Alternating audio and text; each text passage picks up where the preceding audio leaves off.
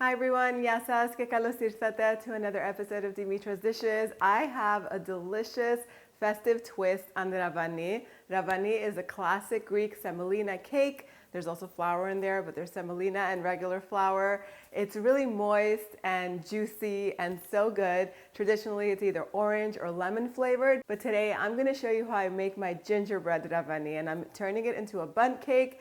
If you don't have a bundt pan, you can definitely use a 9 by 13 inch baking pan. Just a regular old baking pan will work for this. It has all of those warm holiday flavors in there that we all know and love, especially if you love gingerbread. And it's really, really easy to make, beautiful to look at. You can just serve it with a dollop of whipped cream or ice cream and you're good to go. Let's get started. Okay, we're gonna begin by making the syrup. So in my saucepan, I'll add 1 cup of granulated sugar, 1.5 cups of water, a cinnamon stick, the zest of an orange or the peel of an orange. That's what I mean. You don't want to put the zest in here. It's just going to get messy looking. And then the juice of an orange is going to go in here as well. A 1/4 cup of molasses. And this is going to cook over the stove top until it comes to a boil. Once it comes to a boil, the sugar will dissolve really quickly. Take it off of the heat or turn the heat off and add in 1/2 cup of honey and a teaspoon of pure vanilla extract and set it aside to cool. You can throw in some ginger slices if you like, just to get a little bit of a warm, spicy flavor in the syrup. That's perfectly fine. And then we're gonna make the cake. So in my tabletop mixer that's fitted with the whisk attachment, I'll add 5 eggs that are at room temperature with a 1/2 cup of sugar. So these are gonna beat on high speed until they've almost tripled in volume. That's gonna take 3 or 4 minutes. In the meantime, we'll combine all of the dry ingredients together. So in this bowl over here, I have 1 cup of fine semolina flour, 1 cup of all-purpose flour, 2 teaspoons of baking powder, a little pinch of salt is in here, like a 1/4 teaspoon, 2 teaspoons of ground ginger. This is ground dry ginger that's sold in the spice section, 1.5 teaspoons of ground cinnamon, a 1/4 teaspoon of ground cloves.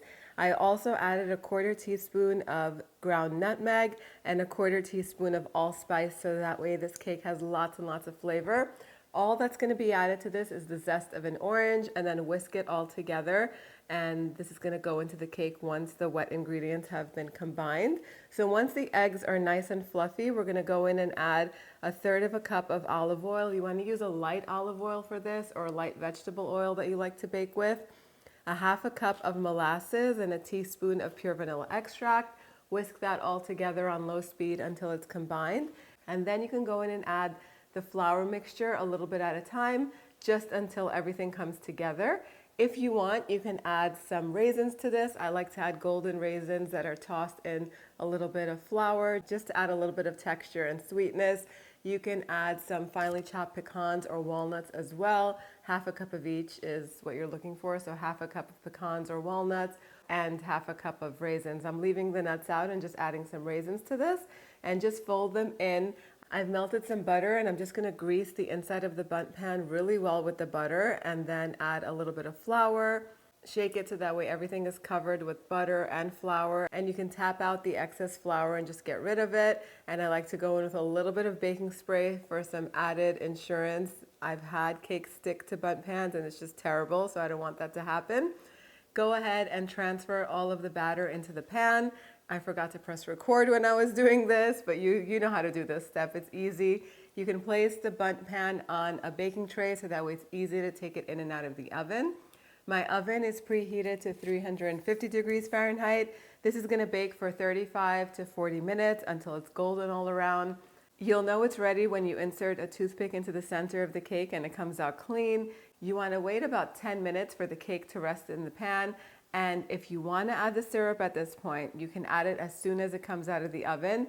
You will be risking it getting stuck in the pan. It hasn't happened to me before while I was recipe testing, but it can happen, you just never know. So that's why I prefer to let the cake rest for 10 minutes and then carefully take it out of the pan and put it in a platter. And then I just like to heat up that syrup a little bit and then just pour it carefully over the cake. And there is going to be some leftover syrup because the cake will not be able to absorb all of the syrup when it's not in the pan. but you can just serve the syrup on the side of the cake once the cake cools completely. So that way, if anybody wants it a little bit more moist and juicy, they could add some syrup to their slice, and that's it. Make some coffee and it's ready to serve. And there you have it, the Ravani is ready. I have tested it where I put the syrup, just like in traditional Ravani, the syrup gets poured immediately over the hot cake once it comes out of the oven. And I did test it in the Bundt pan and it came out. The cake came out in all one piece. It was beautiful, but I chose to not do it that way for the video because there is a slight chance that once the syrup is added to the cake might become a little dense and sticky and it can break, and I don't want that to happen to you. So if you want to have a more moist and like juicy cake like a traditional Ravani, then skip the Bundt pan altogether and make this in a 9 by 13 inch baking pan, and it's just going to be juicy like a regular Greek Ravani cake, and it's going to have all of that flavor, the festive gingerbread flavor in there without the worry of it getting stuck in the pan. So I'm going to leave that totally up to you. You can, however, make it in the Bundt pan. It won't be as juicy because, of course, once you take it out of the pan and you put it in the platter that you're serving it in, it's impossible for the cake to really soak up all of that syrup. So what I like to do is just serve the syrup warm on the side and everybody can pour some onto their slice, and the cake won't be as sweet and as sticky as a regular Ravani. I'll leave it up to you. Let's do the taste test. It smells so good in here. So good. You can taste the molasses and the ginger and the cinnamon and all those warm spices. Tastes just like Christmas in a bite.